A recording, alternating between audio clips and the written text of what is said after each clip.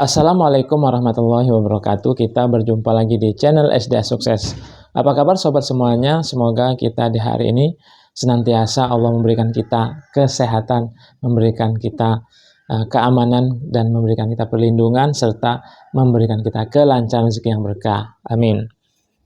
Baik, seperti biasa di channel ini atau di video ini kami selalu mereview video-video tentang ternak sapi atau video-video yang berhubungan dengan segala sesuatu tentang sapi. Nah, di video kali ini kami mereview video yang berjudul cara memanfaatkan kotoran sapi. Ini kami review dari channelnya Sapi Bagus TV.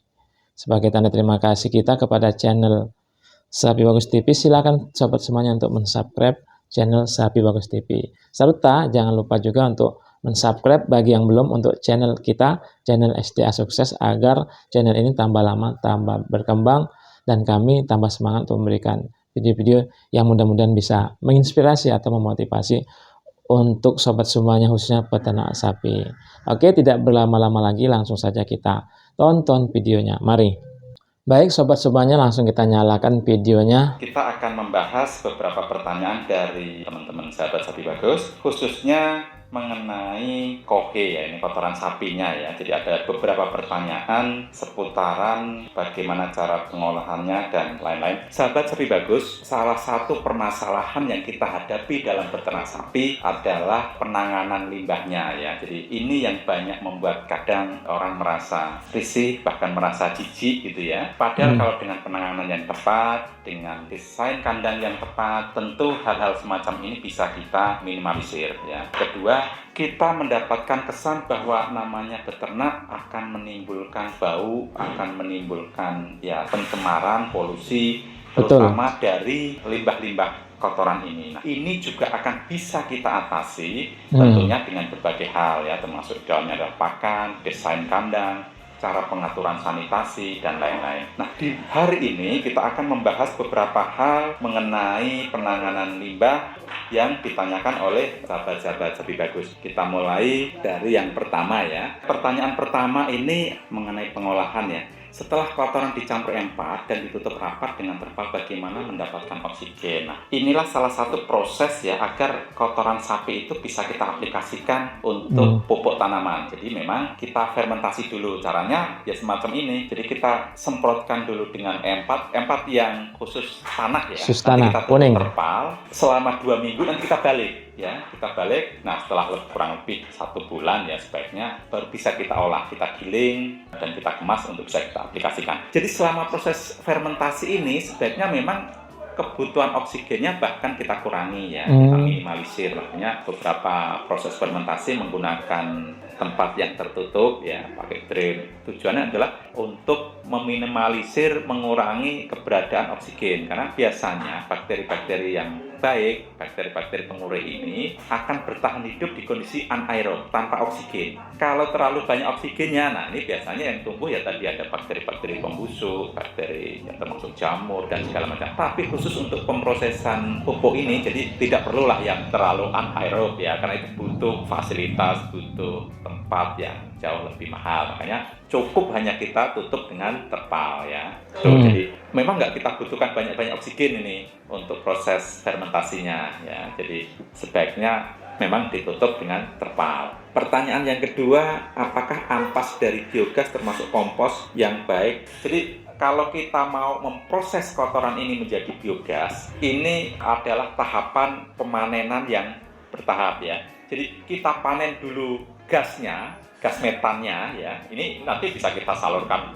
untuk pembangkit bisa, untuk kompor masak bisa. Nah, limbahnya berupa sluri yang tadinya seperti gugur itu, ketika kita panen gas metan ini akan keluar lagi.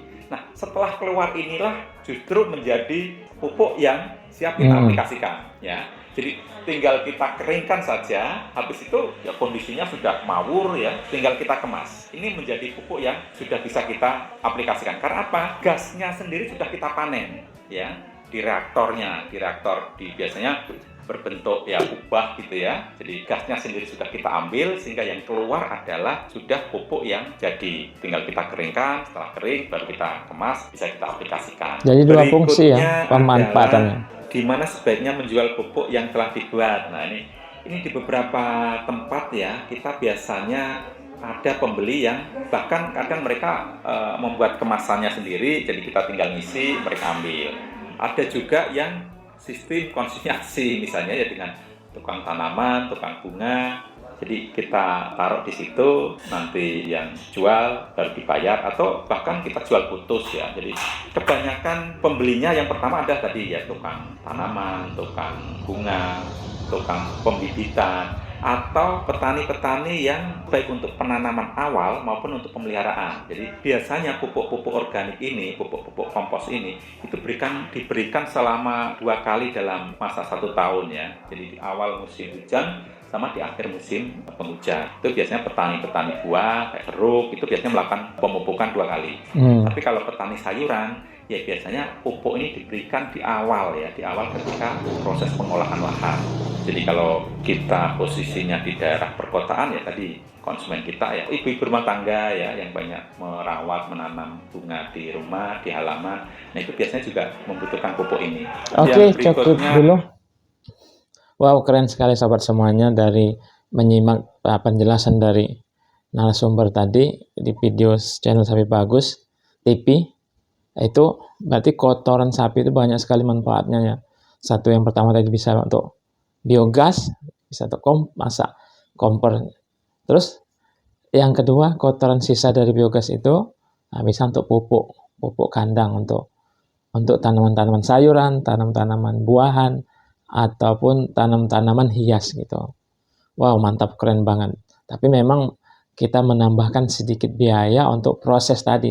Kayak proses fermentasinya tadi yang ditambahi M4 khusus untuk tanah. Ya, gunanya untuk agar kotoran itu terurai bisa menjadi pupuk kandang. Oke, lanjut lagi kita tonton videonya, mari.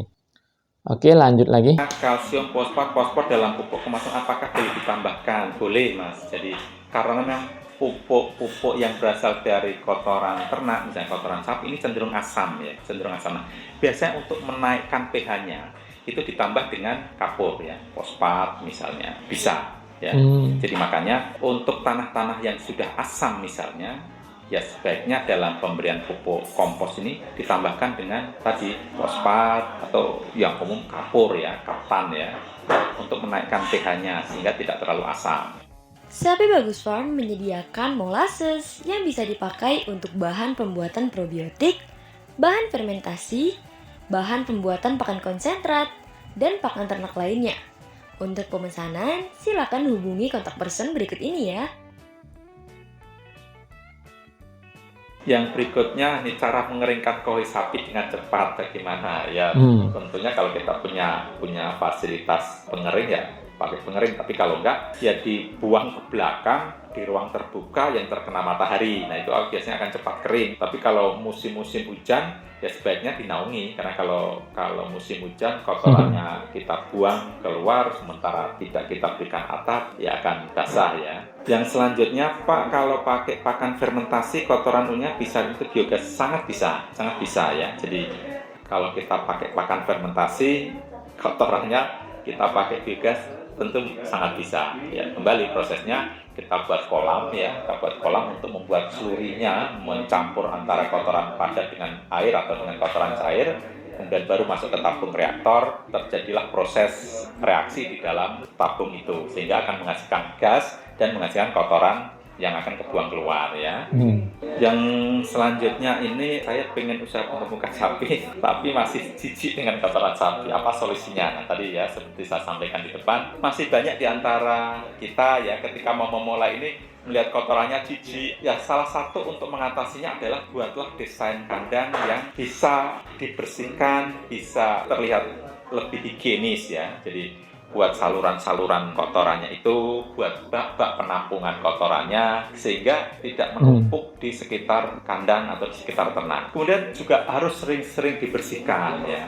Apalagi kalau buat pemula kadang lihat kotoran ya jijik, bau. Nah ini tentu belum akan sudah menimbulkan rasa jadi tadinya berminat menjadi.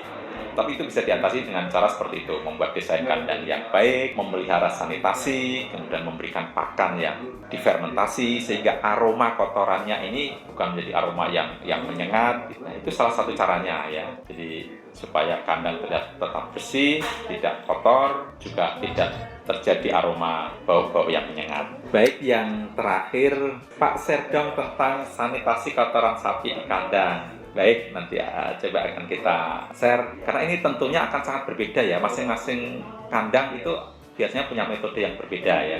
Di daerah-daerah yang airnya sangat berkecukupan misalnya, ini tentunya akan lebih gampang karena proses pembersihannya bisa dibantu dengan menyemprotkan air ya. Tapi di beberapa tempat misalnya yang airnya juga terbatas, nah ini tentu akan berbeda. Itu biasanya banyak menggunakan alas serbuk ya, banyak menggunakan alas serbuk sehingga kotoran sapinya akan bercampur dengan serbuk dan itu tidak akan mengeluarkan aroma yang menyengat ya. Makanya memang tidak bisa secara persis nanti untuk satu daerah dengan daerah lain, tapi prinsipnya adalah tadi ya. Yang pertama adalah bagaimana supaya kotoran itu tidak menimbulkan bau ya. Kemudian yang kedua adalah bagaimana kotoran ini bisa terkoleksi. Jadi ada juga yang membuat kolam-kolam yang sangat besar, sangat dalam untuk menampung kotoran. Ada yang seperti itu, nanti setahun sekali bisa dipanen. Tapi ada juga yang daerah-daerah yang bergunung-gunung misalnya, itu dibuatkan saluran, kemudian dibuatkan tanggul, sekaligus buat numpuk itu ya lama-lama akan menjadi tanah padatan ya. Jadi memang